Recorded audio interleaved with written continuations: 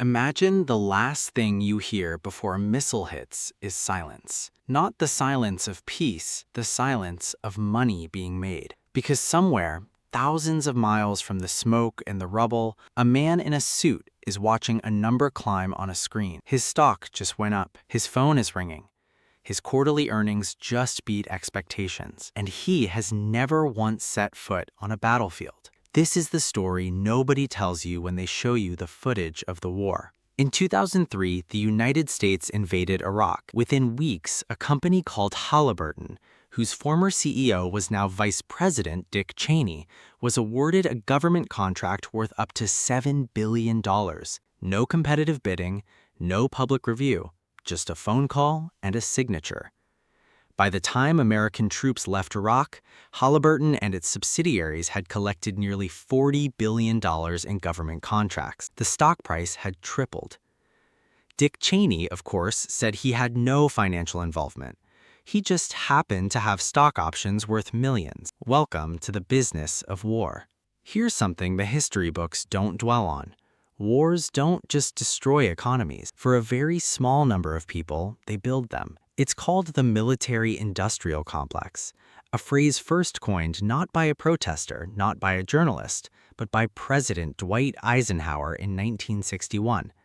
A five-star general, a man who led the Allied forces through World War II. And on his last day in office, he stood before the American people and said, "Beware." He warned, "We must guard against the acquisition of unwarranted influence by the military-industrial complex." Nobody listened. Today, the five largest defense contractors in the United States, Lockheed Martin, Raytheon, Boeing, Northrop Grumman, and General Dynamics, collectively earn more than $200 billion in revenue every single year. The majority of that money comes from one customer, the U.S. government. Your tax dollars. When a war breaks out, these companies don't scramble to respond. They're already positioned. They've already lobbied. They've already spent millions donating to the campaigns of the very politicians who vote on defense budgets. In 2022, the year Russia invaded Ukraine, Lockheed Martin's stock jumped nearly 40%. Raytheon rose by a third. These weren't coincidences. These were investments paying off. But it's not just weapons manufacturers. Follow the money deeper, and you find a whole ecosystem feeding off conflict. Private military contractors, mercenaries legally rebranded, bill governments anywhere from $500 to $2,000 per day per soldier. Eric Prince, founder of Blackwater, turned a private security firm into a billion-dollar empire. His company's forces were deployed in Iraq, paid for by American taxpayers. When his men killed 17 unarmed civilians in Baghdad's Nisour Square in 2007, the company changed its name. The contracts kept coming. Then there are the oil companies. Every major conflict in the Middle East has been followed almost immediately by a reshuffling of who controls the region's energy resources. In Libya after 2011, in Iraq after 2003, in Syria, the corridors of conflict ran suspiciously close to proposed pipeline routes. And the banks. Wars require financing. Governments borrow heavily during armed conflict, and the institutions that lend that money collect interest on every dollar, whether a soldier lives or dies.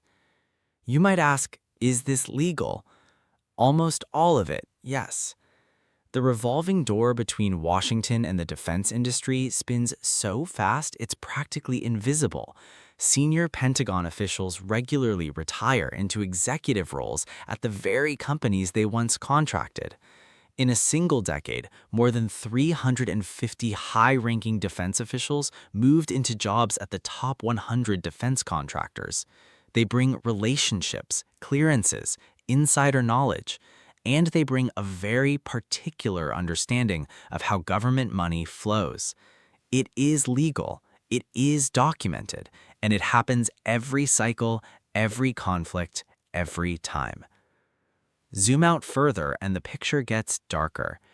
In 2020, a report by the Watson Institute at Brown University estimated that the post-9/11 wars in Afghanistan, Iraq, Syria, and Pakistan had cost the United States over $8 trillion. $8 trillion. That money didn't disappear. It went somewhere. It went to contractors, to suppliers, to logistics firms, to private intelligence companies, to fuel providers and catering operations, and reconstruction deals handed to well-connected corporations who then subcontracted the actual work to local labor paid a fraction of the price.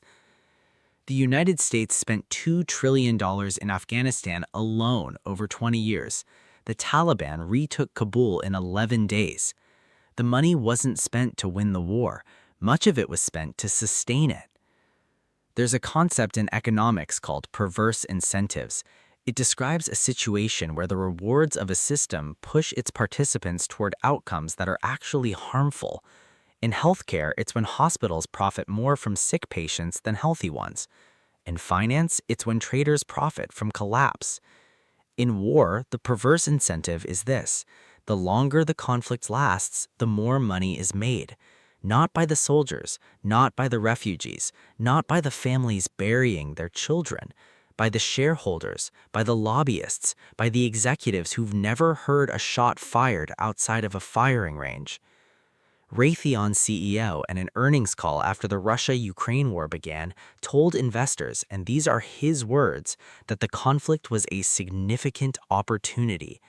That single phrase, spoken in the flat, clinical language of quarterly returns, tells you everything you need to know about who benefits from a world that never quite finds peace.